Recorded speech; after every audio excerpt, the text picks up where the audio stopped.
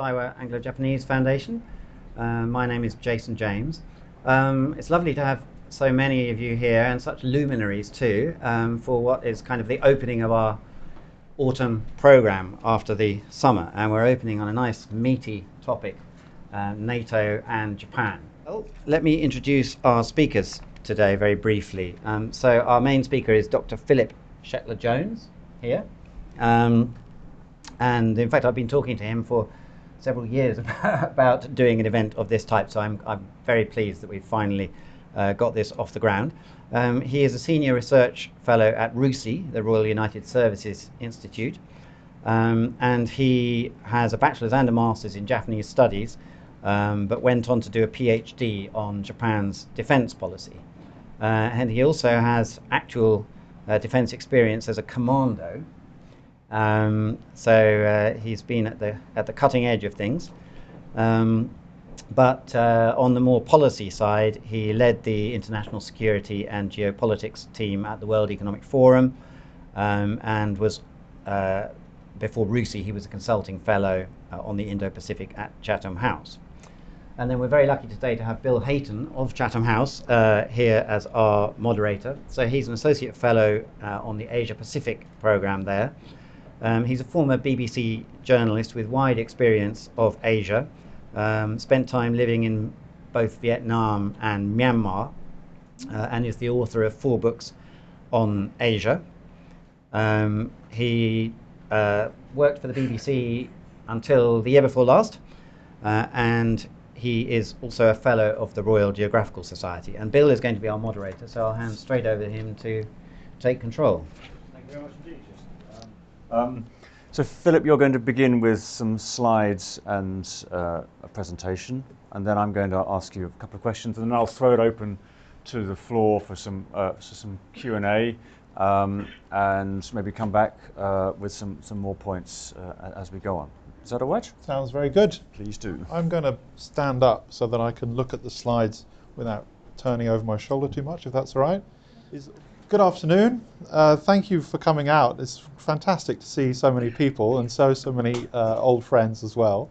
I'm going to talk for about 20 minutes on some ideas about this topic of the NATO liaison office in Tokyo, but I'm going to talk sort of broadly around it, because in a way it's a story like the Sherlock Holmes of the dog that didn't bark, because as you know, there isn't actually a NATO liaison office in Tokyo. There isn't even an agreement to have a NATO liaison office in Tokyo. So why are we here? Why am I talking about it, and why have so many people come to ask questions and discuss it? My answer would be that I think it's a response to a broader sense of uncertainty about the direction of affairs in the world. That's intensified in the last few years, particularly with the COVID experience, the Russian war on Ukraine, and the way that countries have aligned around some of these topics of world order, and people are seeking, even in seemingly small, detailed events like this, some sign or indication of which direction we're going in. So I've got a clicker, which I'm going to try and use here.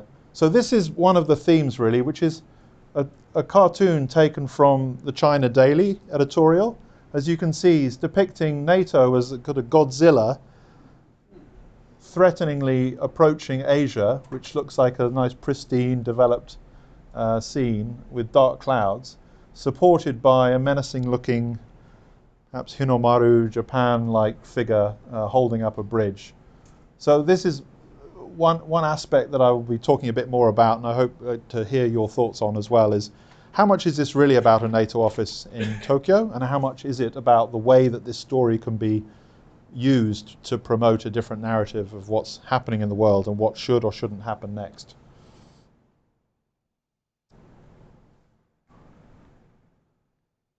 So I'm going to just run through quickly 4 points of context that I found relevant to consider in this.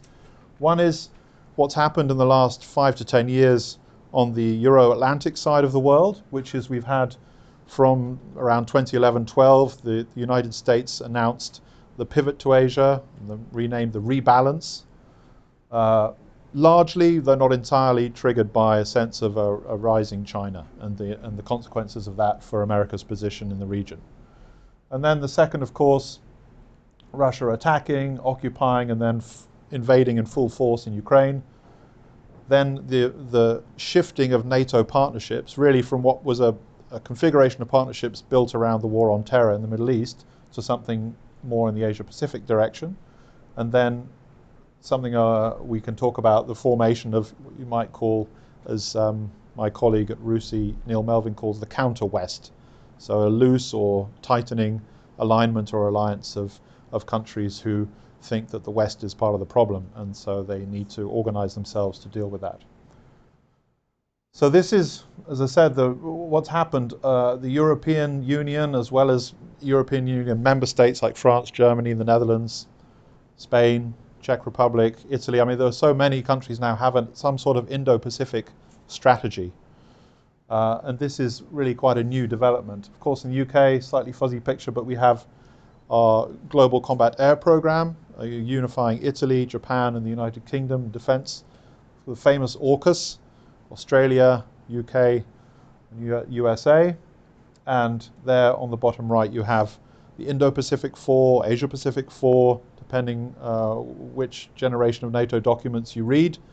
The partnership, which was really the thing that this liaison office was built up in part to serve. On the other hand, you have, as I said, the counter-West, if you like, the reaction. So you have a surprising or shocking, in a way, endorsement of the Russian invasion of Ukraine by the leader of People's Republic of China, Chairman Xi Jinping.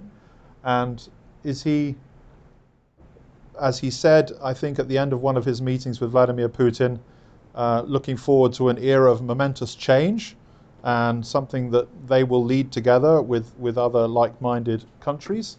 Or is it more of an instrumental, opportunistic position to be taken? You also have the expansion of the Shanghai Cooperation Organization, expansion of the BRICS in the most recent summit. And as we saw in the news today, there are also reports around potential cooperation or even high-level meeting between North Korea and Russia to talk about transfer of munitions or weapons to help the Russian effort in Ukraine. So these are, I think, the worrying uncertainties that people have in mind when a story like this about a NATO liaison office in Japan or NATO in Japan comes up. And again, this is a courtesy of Global Times, Chinese perspective of what's happening. Uncle Sam wrestling a calm-looking panda with a mixture of different reactions on the American partner side. Some look awkwardly the other way, others whistling through the park, and others looking on more approvingly, some almost like a bead of sweat. So this is one take, obviously, of what's happening. The narrative that America is really behind NATO and directing everything, and Europeans are going along either willingly or unwillingly. I suppose Canadians and European members of NATO being somewhat dragged into it. And this is quite consistent with the Russian narrative on the Ukraine war, that Ukraine is really just an instrument of a bigger plan to contain Russia and to bring other countries in on that. So these are the four questions that I think this NATO liaison office story raises and the reaction to it raise. So the first one is, for all of the talk about the rebalancing and tilting, the indivisibility of security between the Indo-Pacific and the Euro-Atlantic, how much consensus is really there among the transatlantic partners about its responsibility to play a role in Asian security? How much solidarity is there in this thing called the West, which is as the China Daily would say, is a Cold War thinking kind of term, but still manages to live on? Is there even a transatlantic community when it comes to making a commitment to Asian security, or is there a big gap and a big difference among Europeans and between Europeans and North America on Asian security. So the second question, I think, is about NATO. How serious are these partnerships? How much does it mean to NATO? How committed are they? Or how much are they just really a one-way street where NATO receives support but is not really obliged to pay much attention in the other direction? Third question is about Europe and its degree, the weight of its contribution to global security. To what extent is Europe going in a direction where it's more inward-looking and dealing with problems on its immediate borders, rather than playing the role as Ursula von der Leyen, the President of the European Commission, says, as a geopolitical actor. And then finally, what does this story and the way it's panned out tell us about China and the degree of China's influence, the increase or change in the nature of China's influence? Does it have proved power to divide allies and partners, or does it have the power to veto or deter the development of these kind of partnerships? So I think these are the questions in the back of some people's mind when they came to the story of a liaison office. So I think there's a sort of narrative arc. So just to tell the story quickly, and then we'll go in a few minutes to the discussion. First of all, the story came out in the form of a leak. It wasn't a decision among NATO allies. It was a story that was picked up in a newspaper and reported, I think very faithfully, based on discussions that went on among partners. So it was half-baked in one sense. Then, still on the upward trajectory, I think there was a reasonable rationale to the story of a liaison office, which is that these Asia-Pacific partners, Australia, South Korea, New Zealand, and Japan, would each have a renewed and extended partnership arrangement with NATO with more and more items for cooperation on it. And therefore, a liaison office in one of the countries would make sense to help process the diplomatic work involved in keeping those partnerships going and developing them properly. The same countries more or less came together through other formats like G7 on the same sort of cause as NATO when it came to supporting Ukraine. You saw that with support from particularly Japan and South Korea in different ways, and the G7 was really a G7 plus, so plus those countries and others like-minded. And then finally, as I say, there are some fringe benefits. Some reporters and academics pointed out. One was, by having a liaison office in Tokyo, this would provide opportunities for the Japanese perspective on Asian security to have an influence on the kind of perceptions being shaped back in Europe and across the Atlantic on what's happening in the Indo-Pacific, what's happening in Northeast Asia. And so this might offer some diplomatic advantages from a Japanese point of view, but I also suggest it might help in some ways having one channel of information reporting and analysis for NATO, from NATO, might also in some ways bring together the allies more closely around shared or common perceptions about the situation in Asia. And then what goes up must come down. Again, the accusation then was that this was Uncle Sam meddling across the wrong side of the world through the instrument of NATO. So the downward arc, as I said, this was quickly pointed out that this hadn't been agreed. President Macron of France made a couple of points. First of all, saying that really Japan wasn't even that keen on the idea, and also that for NATO to have a liaison office or to pay more attention to this region would be a distraction from its main core task, which is European defense and security, and particularly at the moment, the effort regarding Ukraine. But also, and I think this in some ways the most controversial part of the rationale for stopping the liaison office being approved, is that it might be provocative to China. So there was then, I would say, something like a walk-back process, was the reporting continued, that Germany at the last minute had taken a similar position to France and said we will not have any reference to this possible liaison office in the joint communique of the NATO summit. The UK Defence Secretary Ben Wallace spoke at the Shangri-La dialogue. When he spoke on a panel on stage, he spoke actually quite in favour of the office, saying that this was a valuable thing for the alliance and for Japan. But then in an interview afterwards was quoted saying that he thought President Macron had a point, and in fact it was understandable that this might be a distraction. So not verbatim reporting, but this was the sort of mixed message. The US didn't seem to make much of a comment, and so in the end the Secretary General of NATO seemed to be the only one really sticking up for the idea. And in conclusion, it wasn't in the communique. There was a line from the Secretary General that it wasn't completely dead. It was still on the table and would continue to be discussed.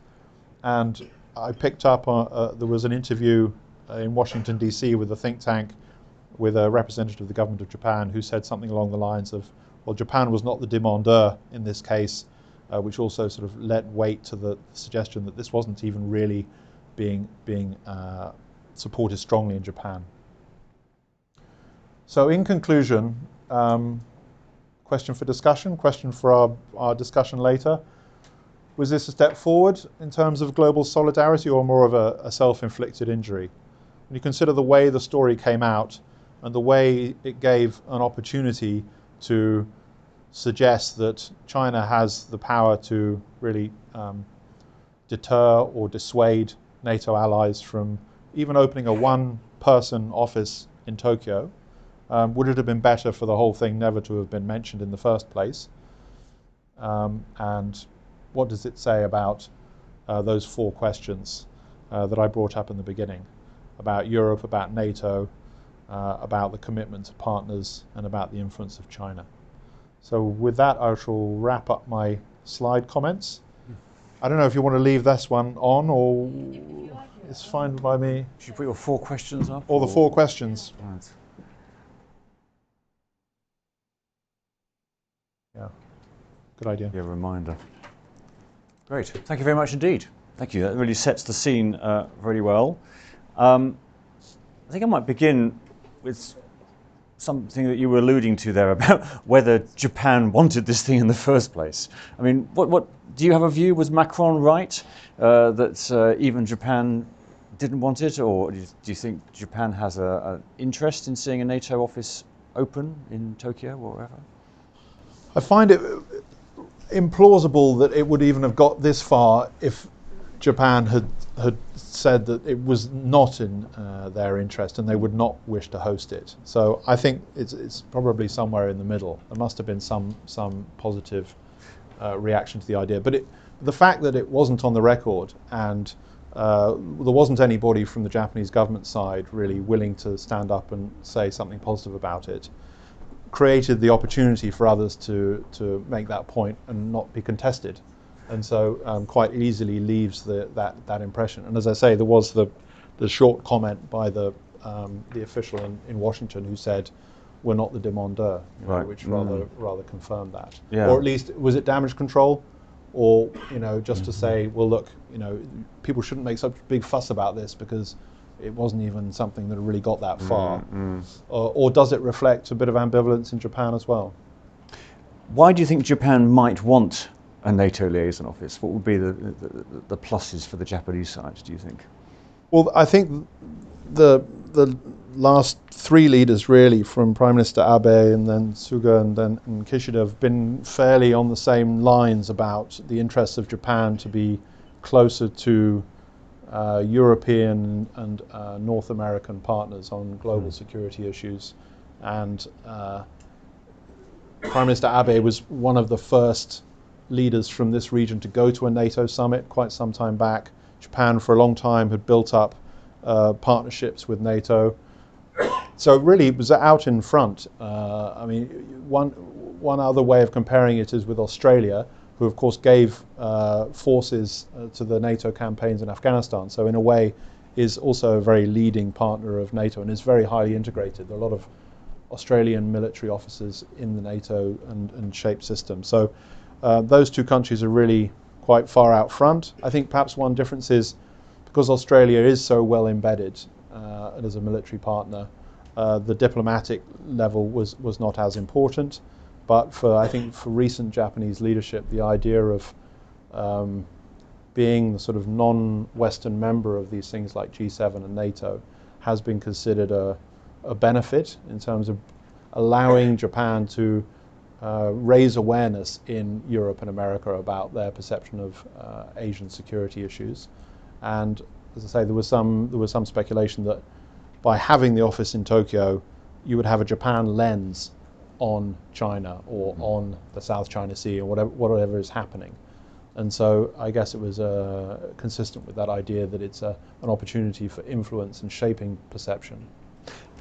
And what you're saying there is that this wasn't a new thing. It hasn't emerged in the last 2 or 3 years. I mean, this goes back to concerns about North Korea missile nuclear ambitions. It goes back to Afghanistan. It goes back to anti-piracy operations. I mean, these are all incidents where Asia-Pacific countries have worked with NATO in some way. Yeah. Yes, I mean, there were a huge number. I think up to 50 countries were in the NATO-led coalitions in Afghanistan. But I think that what's changed is that the spotlight's gone away from Afghanistan and the Middle East and gone over to Asia.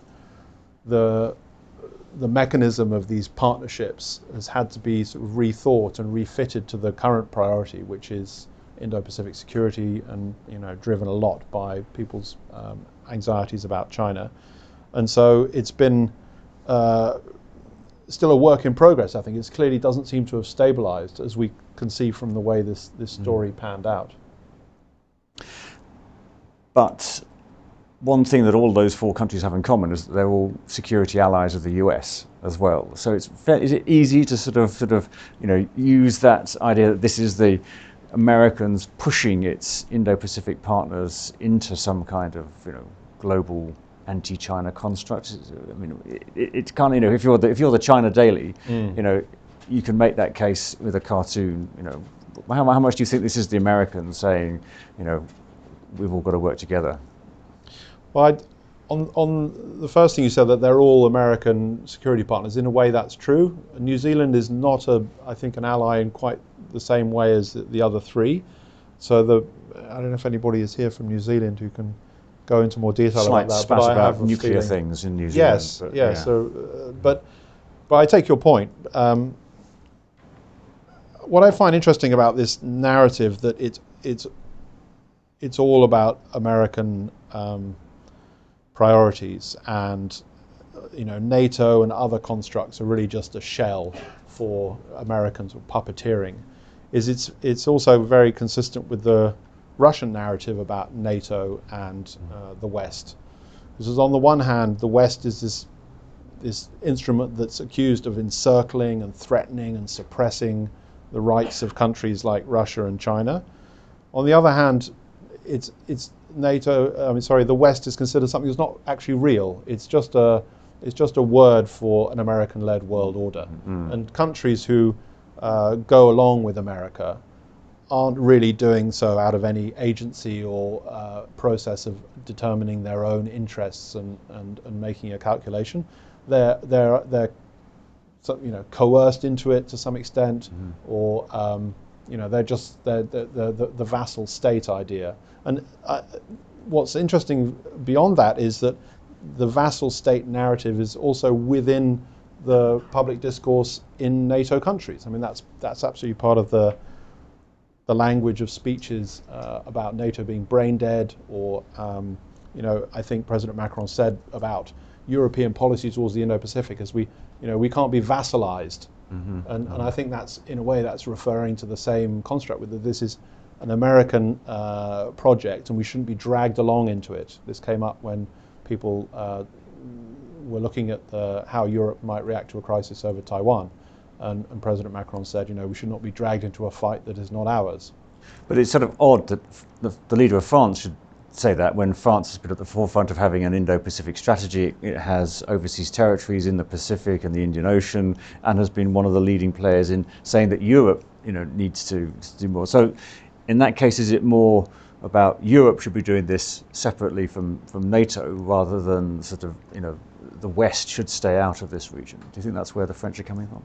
I think one aspect of the French position is historically quite consistent, which is NATO has a discrete role, which is really defense of the NATO territory, territorial defense, and shouldn't go out of area, and should really stick to conventional defense and security and extended nuclear deterrence for Europe. But the idea that NATO would somehow be the form by which you have a policy to China or a policy to the Indo-Pacific, I think is completely contrary to the French position and the position of other Europeans and others as well. I mean, I think there's a feeling that those policies must not just be, but must be seen to be either bilateral policies decided by those governments, or, if possible, a common European Union policy. But what it should certainly not be is just an American policy with with everybody else just dragged along. So that's very consistent, and I think that that's something where there is a bit of a broader sympathy in Europe about NATO perhaps overreaching, not just geographically, but also reaching from the military into the diplomatic. And so then it becomes a question not just of what are the genuine motivations and intentions behind what NATO is doing, but also the ways that what it does could be misinterpreted or could be spun in a way that makes it look like, well, why should I listen to President Macron, or why should I listen to Ursula von der Leyen at the EU? Because the real policy is the NATO policy, and they're all just lining up with Washington. And so obviously that undercuts the whole idea of having a European Indo-Pacific strategy. But most NATO members are members of the EU, and I got the maths right, I think so. And the EU has a tripartite view of China officially, doesn't it? It's a partner, it's a competitor, and it's a rival. So presumably those states, bring that sort of perspective into NATO as well. That would be the European or the EU perspective. So, but the fact that they've all signed up to the various NATO communiques, which have mentioned China in the past few years, or mentioned the Asia-Pacific, Indo-Pacific, suggests that there is a consensus, or do you think that they are having their arms twisted a bit to kind of go further than they would go in a sort of EU context? I think I would agree that there is some of the language in the NATO communique from the summit in June this year which does go a bit further than the language in the common instruments of European foreign policy. But the formulation is quite a common one. I mean, almost everybody is saying the same thing on that they want to keep the benefits of the commercial trade and economic relationship while standing up for principles and, where necessary, going against certain behaviors of China. So that's a common, but saying you're doing that within your own political process, according to your own decision making, is completely different from saying you're doing it as a sort of transatlantic bloc. So I could speculate that the two rewards of making these comments about why not to have a liaison office in Tokyo. I mean, one is to signal domestically that you are still sovereign and you're still making your own foreign policy, which is a idea that has understandable appeal domestically for people who are skeptical about the US role in the world, of which there are lots among European voters, and this is absolutely not just a French phenomenon. And the second might be that the next time you go to Beijing, you go with that sweetener that you gave language which was not quite as hostile or not quite as aggressive as the American language, and so that might earn you some credit in some small way. And just a sort of parenthesis on this, I mean, the fact that the French allowed the Australians to turn up, does that mean that they've sort of forgiven the whole AUKUS, taking the submarine contract, that kind of thing, that things are better between France and Australia, do you think? I think things are better, and things will continue to get better, and so I think in practical terms people are happy to move on, but I don't know if it's forgiven. It's certainly not forgotten. Just waiting. Revenge is a dish best served cold. To put it bluntly, whose fault do you think this sort of the sort of China-NATO relationship is now? I mean, what, 10, 15 years ago, I mean, I think I'm right in saying that Chinese officers even went to the NATO school in southern Germany. You had some degree of cooperation between China and NATO over the anti-piracy operations. I think there must have been some contacts to do with Afghanistan, I imagine. And yet now, we have all this sort of, NATO is just a puppet and it's out to, create war in Asia Pacific. But at the same time, presumably the Europeans have, complaints about China's behaviour. So, God, who's wrong? Whose fault is it? I'm glad you said that about the ups and downs of the China-NATO relationship or perception. So I think in the late Cold War, there was broadly sort of common interest between People's Republic of China and NATO about the Soviet Union. It was a sort of common opponent, and there was cooperation over supporting the Mujahideen in Afghanistan, for example. Later on, when the global war on terror came up, there was a shared interest in suppressing jihadism in that part of the world, and that somewhat got over the other thing which is very much remembered in China, which is the bombing, the bomb that fell on the Chinese embassy in Belgrade during the Kosovo War in 1999. And so you had a sort of up in the Cold War, a down in Kosovo, and up again after 9/11, and then really things went along without much incident. I think what's changed though is after the announced pivot to Asia. And I think this is almost a natural deduction of geopolitics. If you're a large country with a number of smaller countries around you, the thing you absolutely don't want to have is those countries lining up in some organized way that might get in the way of doing what you'd like in the region. And so I think there's a sense, you can understand looking at Europe and saying, well, the Cold War finished, but NATO stayed, and as it stayed, it expanded, it grew, more and more countries joined, and it's an enhancement of American power. And if the more America is seen as your opponent, anything that enhances your opponent's power is not a good thing. Even worse, if the model is credited by others in your region who might then also get the same idea, that they want to activate what's a right under the UN Charter of collective security, collective self-defense. And I think this is another point in common in some Russian and PRC rhetoric, which is there's something sort of unconstitutional almost under the UN system of these blocks and alliances and small circles. You should only really use the United Nations to organize collective security. You shouldn't just have groups of countries deciding among themselves what their security interests are at the expense of others. And so I think that's an element that's started to appear in Chinese policy narratives as well, that security at the expense of others by a group is in some ways illegitimate. And so I think the idea of NATO coming to Asia is really a bit of a hyped up one, because there is no actual NATO plan to operationally be active in the Indo-Pacific. Let's turn to then this about how this messaging kind of was made or not made, or was accidentally arrived at, and sort of how it was sort of used back against us. There's a very good article by Lin Kwok, I don't know if you saw it, but in Foreign Policy, exactly, basically saying, NATO failed to communicate its mission, and China was able to sort of fill the void, and there were only too many people willing to amplify that message and kind of speak to Chinese government or Russian government talking points. Do you think that was a sort of a cock up because of the way the story came out? Do you think actually in some ways therefore this shows that NATO does need to pay more attention to the Asia Pacific, because it's got to get the messaging out there, even if it has no intentions of ever opening a liaison office? It's still got to think of itself as having a global messaging system. I do. I think was it a cock-up? Yes, and in the way that it came out. I don't think anybody could look at that and say that rebounded to the benefits of NATO and its image. I wouldn't be surprised if at the time people thought, well, it's not really that big a story. It's a one-person office. It's not the first office we've had in Asia. We had one in Uzbekistan in the sort of post 9/11 era. So it may have caused a bit of surprise, but the reaction of it was bigger than was anticipated. But perhaps that is a signal that there is an underappreciation of the impact of this story.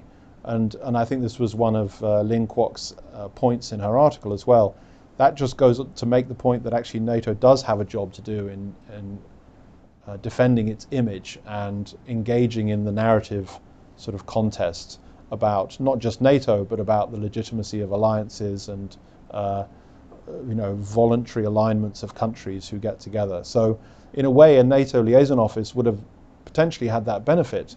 As well as helping NATO countries understand Asia, it might have offered a place from which to raise awareness, what is NATO, what isn't it, what's it doing, but NATO will have to do that now by other means. I mean, the clue is in the name, the North Atlantic Treaty Organization. I mean, in Article 5 says that it doesn't go to war anywhere outside the North Atlantic area. So, and yet, these messages that NATO is coming and the Americans are going to have a war in the South China Sea somehow did seem to resonate in the region.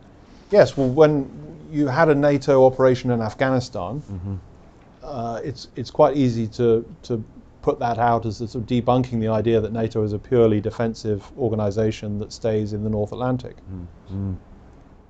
And yes, but I suppose that was maybe a legacy of the sort of 1990s and the talk about Vancouver to Vladivostok, and that was what that defined the North Atlantic area. Do you think, or I mean, are we now living with the consequences of attempting to use NATO to stabilise Central and Eastern Europe, kind of in the 90s, and the Balkans, and then sort of the North Atlantic area getting bigger and bigger, as it were? I mean, I think what it might be is a reminder that we didn't have a sort of audit of our instruments and platforms at the end of the Cold War. We carried on with the ones we had, and for understandable reasons, a lot of countries in Europe wanted to join NATO in that period, and the understandable reason being Russia. Yes. But we haven't created new instruments or platforms or alliances for the challenges we have today, and that's why I think you see this juggling of different formats, G7 plus.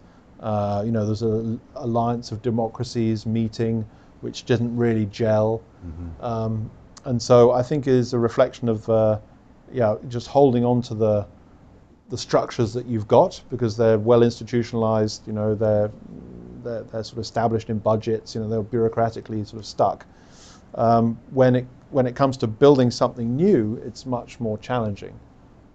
If you go back in the New Statesman archives, you'll find an article of mine from 1999, headline "Today Kosovo, Tomorrow the World," which is all about this sort of the idea of what out of area was going to mean back then. But I mean, ironically, I think now much less than in the post 9/11 period, NATO countries would have any appetite to launch an actual operation anywhere near the Indo-Pacific. Yeah. So ironically, it's much less likely now than it ever was in the post-Cold War period.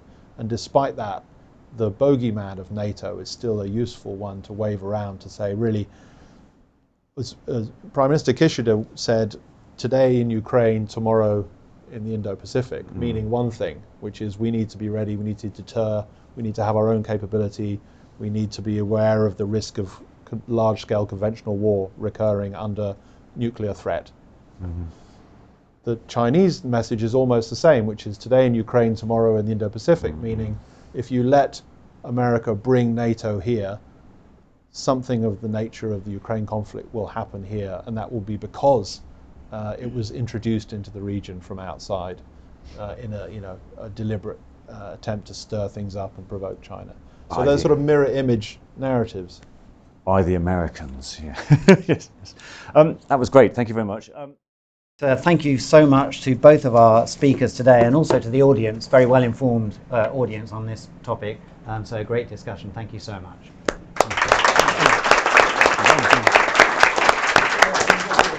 Thank you.